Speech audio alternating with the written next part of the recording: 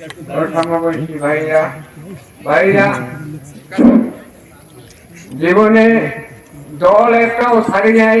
ছোটবেলার থেকেই কম বেশি রাজনীতি করে আসছি। পরে গোনা বাছা করিয়া এখন তো বয়সও শেষ হয়ে গিয়েছে, দেখলাম চারটে জিনিস। সেই চারটে জিনিস আমি বললে শেষ করবো। একটা জিনিস হইল, আমার স্ত্রীর ক্যান্সার হয়েছিল, তখন তারে নিয়ে আমি ঢাকা আহাসানিয়া মাস্টার ক্যান্সার হসপিটালে গেছি।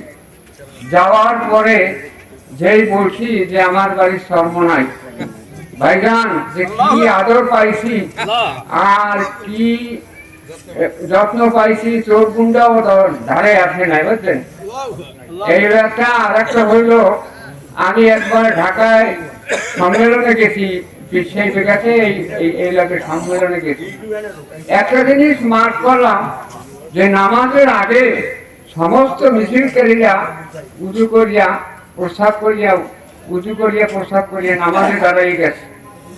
আর যে অন্যান্য দল করছি খারাইয়া প্রস্তাব করিয়া নিম্নে নামনে কামলাই মাথার বাড়ি দিয়ে চলে গেছে।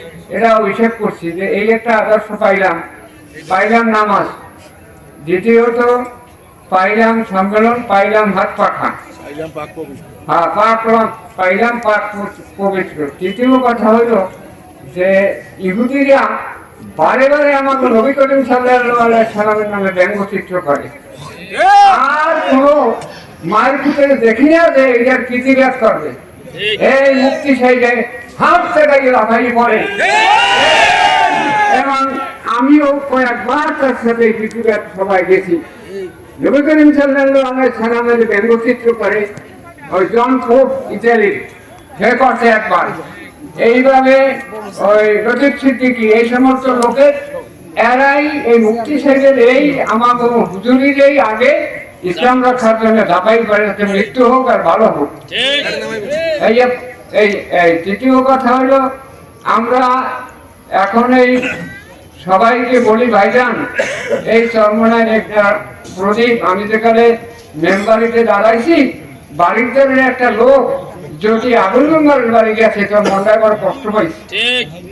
এই কষ্টটা দিয়ে না ভাই, আসলে কিন্তু সে খুব ভালো মানুষ, তার আচার ব্যবহার চলাফেরা সব দিক দিয়ে আপনারা ভালো জানেন। কাজে আপনারা সবাই এইবার একটা আমাদের একটা সুযোগ, এই সুযোগ কেউ খেলায় হারাবেন না।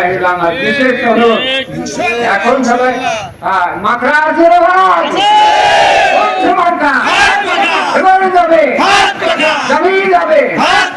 সবাই বলে, বিশাখ বলে, শ্রীনিত বলে, আমার বলে, কুমার বলে, আরো বলে।